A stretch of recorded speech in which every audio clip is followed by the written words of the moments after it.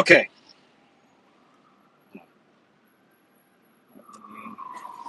Start this engine. Let's do this.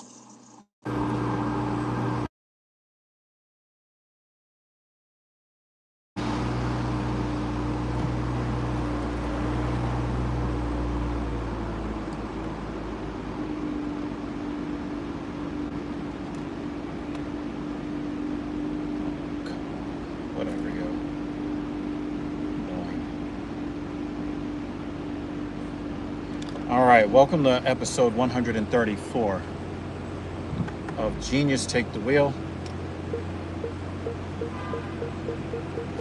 As you probably know, I am the host of this live stream, Dr. Evil Genius, headed home to then host another show, the Filthy Casual MMA Watch Party, on the TSP channel. So search at TALKINSHIT.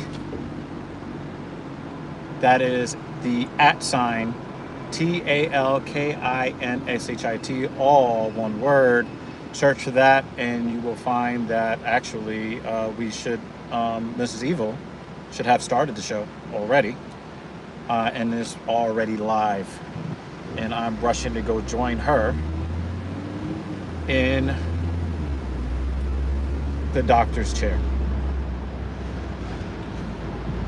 Okay, so as we customarily do here on TSP,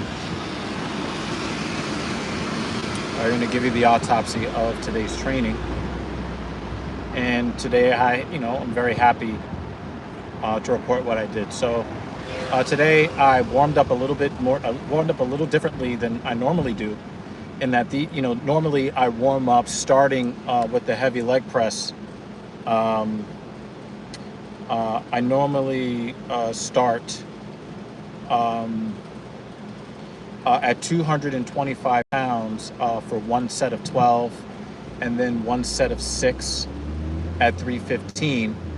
And since I moved to 455, I would do, the last couple of times out, I did 4 sets of 6. Well, today I warmed up a little different, and I did 6 reps with no plates, so roughly 45 pounds. Then 6 reps with 1 plate on each side, roughly 135 pounds. Then I did 6 reps at 225, 6 reps at 315, and then I skipped to 455 pounds, 4 sets of 6. And what I really focused on in the warm-up is getting a really awesome stretch in my adductors and in my groin. Normally, I'm just trying to warm up and prepare my quads for heavy work in the shortest amount of time possible. But today, when I got to the machine, there were no plates on it. Normally, people leave plates on there because, they're selfish jackasses, but that's neither here nor there.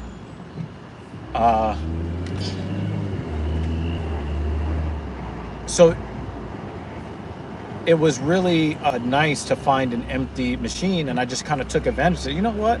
I'm going to actually very slowly warm up my hips, warm up my groin, warm up my adductors, and, see if I can kind of reteach myself how to get into that good, deep range of motion, maintain control, and the whole bit. So I had a wonderful time, even though I felt a little bit tight to start. I had a wonderful time kind of getting myself into position, keeping myself in position, and then replicating the same movement over and over and over again, even with the increasing weight. And what resulted was a really nice, smooth experience where I really did not feel as taxed. I did the 4 sets of 6 at 455, and more on that in a bit, and how that ties into the theme of today's live stream. After that, I did 4 sets of 10 at 130 pounds on the prone leg curl, and I was able to do it with no myo reps, no partials, no lengthened partials, no feeling like, I was about to, give up on life. So I will move to 4 sets of 11 on Tuesday. Then I made the decision after my last hack squat day. I made the decision that I'm going to replace the hack squat as my number 3 compound movement on Saturdays and replace it with the deadlift. So last week, I told you guys, was the first time I had deadlifted any weight of any consequence in well over 6 years. And I did last week 5 sets of 5 at 205 pounds. And today, I did one warm-up set of 5 reps at 135, and then I did 7 sets of 5 at 225. Why? Well, I had prepared to just do 5 sets of 5 at 225 because last week I neurologically proved to myself that I earned the right to deadlift that amount of weight by controlling the weight on the eccentric and the concentric and being aware of the target muscle groups all the way through the 25th rep. So today I moved up to 225 and I plan to do 25 reps, but my control of it was so good, I decided to go the +2. So I ended up doing the total 35 reps at 225 on the deadlift, and then I went and did 4 sets of 11 on the seated leg extensions at 170 pounds, and it hurt so good. Okay, now I just gave you 2 live streams in the last week touching on the difference between good and bad pain in the gym. Okay, today's theme is related to that. We're talking about maximum recoverable volume. Now, I did not create this myself. I do not have a PhD. So thank you to Dr. Mike Israetel for introducing this concept to me. I'm pretty sure that other exercise scientists have already been through this concept and taught it in the whole bit, but I didn't learn it from those guys. I heard it from him first. So we're going to talk about maximum recoverable volume and how I was able to make that work for me, where instead of hating my goddamn life, I actually had a lot of joy in my hard work today. Now, I did not feel very physically good after Tuesday's session, but my workload was sort of similar to Tuesday's session today. So just from between Tuesday and Saturday, similar workloads, perhaps maybe even a little bit more work depending on how you categorize it. How did I go from being pretty physically miserable to feeling this overall sensation of physical health, well-being, and exaltation? Well, I listened to a couple of different guys that are at the elite level of bodybuilding. One of them, his name is Hadi Chupin.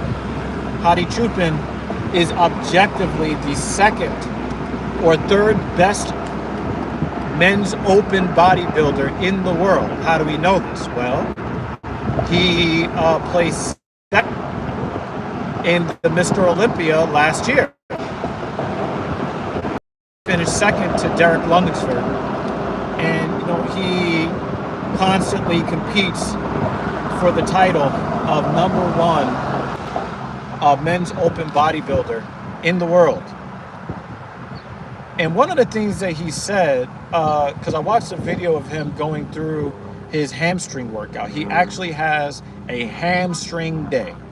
He treats his hamstrings like I treat my chest and back days. Like I really do split it up, right? Okay.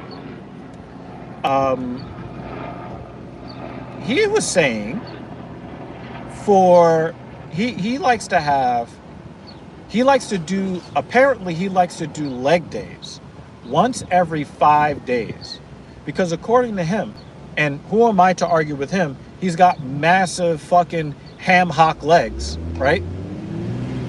He says in order to really recover from the kind of hard work that he does, he believes that he needs 5 days of recovery so the muscle will grow. And I really started thinking about this.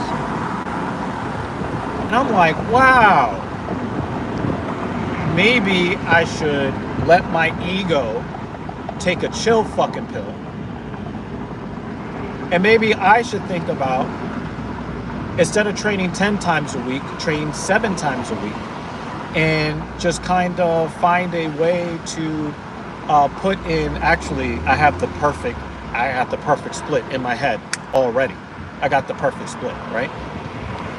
And then, maybe I can, and basically the split would go something like vertical pull, horizontal push, horizontal pull, and or just biceps, vertical push, squat mechanic, then back to chest, back to vertical pull, back to a horizontal, back to vertical push, horizontal pull, and then hamstring day. So I would be basically hitting the deadlift every 10 days, hitting the squat motions every 10 days, just kind of cycle it that way. Hey, Talia, it's good to see you again. Thank you so much for coming through and hitting that like button. I do appreciate you. Now, I realize that I can't do somebody else's program, but if I was to choose to do that, I actually can do it in a very intelligent way that will get me gains. But what Hadi Chupin had to say, again, he is, are you going to the gym? All right, so Talia, when you see me doing this stream, I'm always going home from the gym. I'm always leaving the gym when you see this live stream, unless you see me in the office. And if I'm doing this live stream from my office, then I did not train that day, or I'm forced to train later in that day, right? So I'm always on the drive home, letting you know what the workout was like, and maybe talking to you about any topic that you guys want to talk about, or just kind of going through what I learned and how I'm matriculating through the process of getting big ass legs, big biceps, big chest, big back, just big everything, right? Obviously my, certain parts of my body just will not grow. If I had an exercise for those parts, I would be doing them. Okay, so I know that if I wanted to train similar to that, and I could train 7 sessions a week, once a day, I could do that and be healthy and feel good in the whole bit, but I don't want to do that, right? JL is here. What's up? Mrs. Evil is here. Oh my God. Thank all of you. Thank you for hitting the like button. Thank you for showing the love and the whole bit.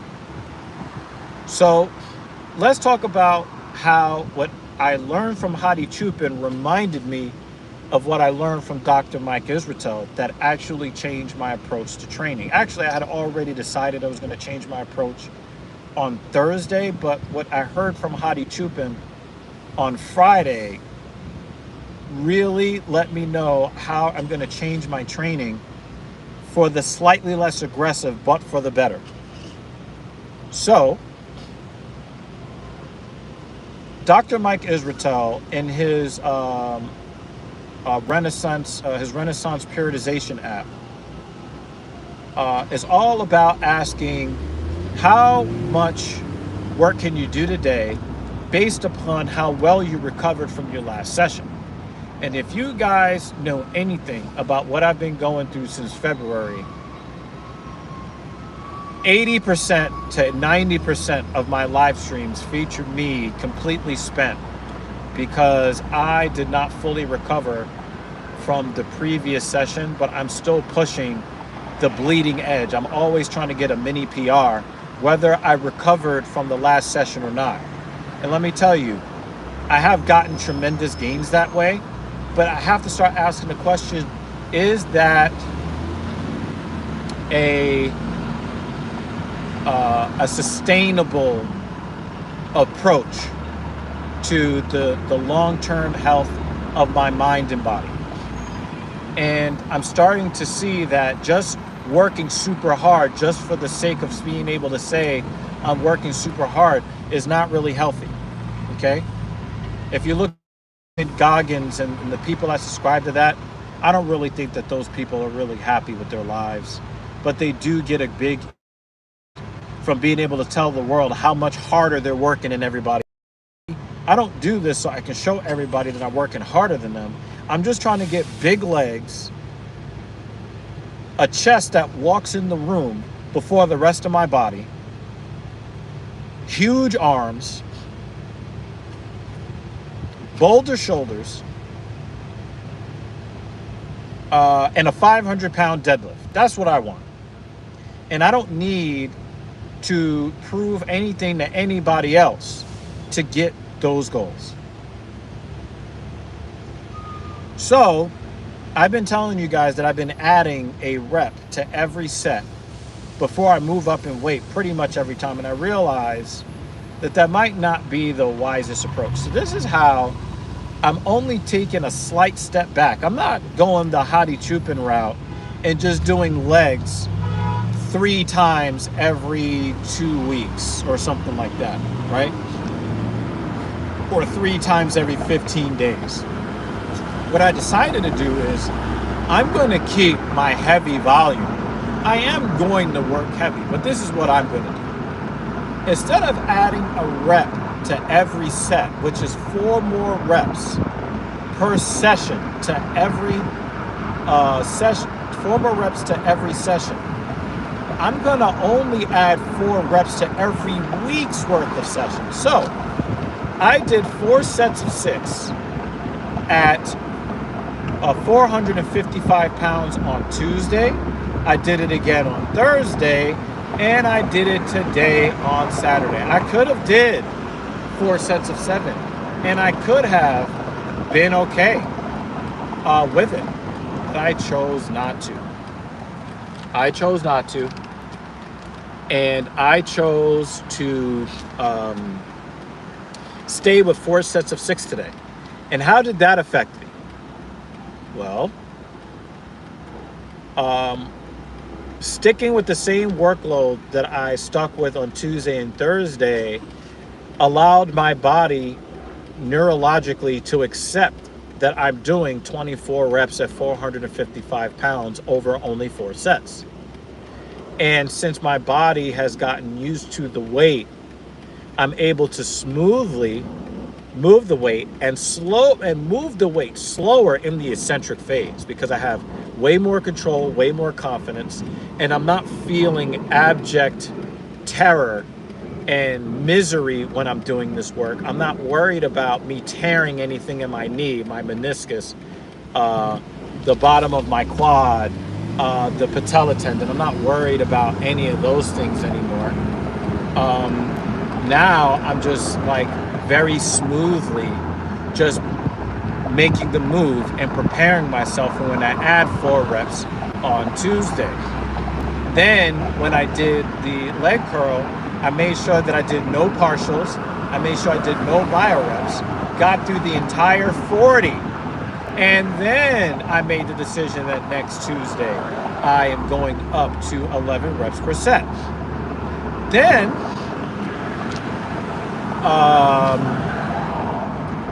I did my deadlift, and I was very, very cautious and smart about the workload that I wanted to do. And I ended up having an assignment of 25 reps at 225 and the actual being 35 reps at 225. And then I played with the idea of maybe doing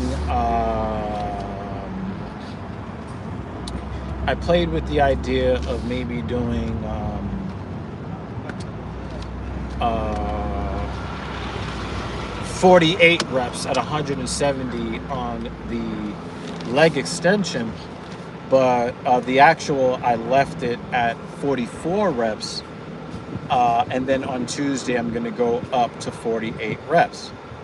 And what that's going to do for me is I'm still going to be working crazy hard, minus the psychological burden, minus a little bit of the physical burden when it comes to the bad kind of pain. And I have now created what I believe is a more sustainable formula that more coincides with your maximum recoverable volume is. So I'm going to take the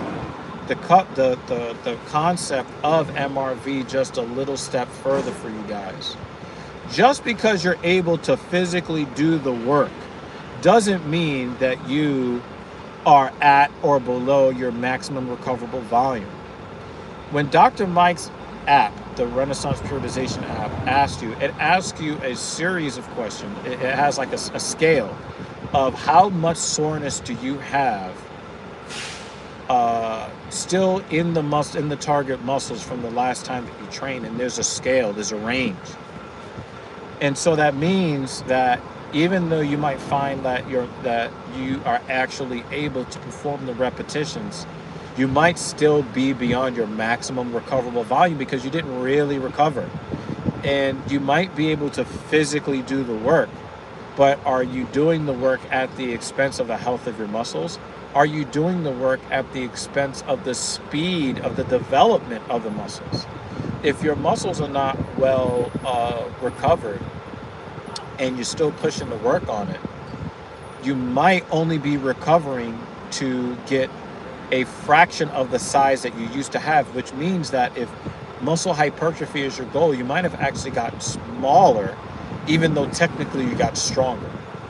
So you have to make sure that your maximum recoverable volume and your interpretation of what that is in line with your goals. You need to make sure that you are not in abject misery as you're warming up for hypertrophy sets. It's not healthy. And you're not going to get the size that you want on the timeline that you want, or the timeline that you could actually have. Joy Walking says you want Mrs. Evil to take over your show. Oh my God, hit the like button. Okay, hit the like button. Right? So I really want you guys to really start thinking about the maximum amount of weight and volume that you can do that will allow you to recover on time in an effective, healthy way so that you can continue to keep building muscle the way you want, or building strength the way you want, right? Just doing the work blindly just to say you do it and just moving the numbers along is probably not going to get you to your goals any quicker. In fact, you'll probably get to your goals a lot later on, because either your muscles are not going to grow the way you want, or you're going to get injured. So I'm going to go through this this new formula, this slightly rejiggered formula, and I'm going to only go up on my leg press once a week, unless my body has not recovered the way I want to, right? And I'm going to let you guys know how that works over time, because you know you're going to find me here doing this stream on Tuesdays, Thursdays, and Saturdays. This being a Saturday, I will probably not see you guys for the next couple of days. So I will let you guys know on Tuesday after I try 28 reps at 455 the leg press. And guys, really pay attention to how what the messages that your body is giving you. Heed that message in a healthy way. Really get to know what your true maximum recoverable volume is, and you might find that you might be doing too much volume. All right? As customary, I must remind you that you are stronger than you believe yourself to be. As long as you believe yourself to be strong, you will not be telling a lie. I will Check you out on Tuesday. Signing off.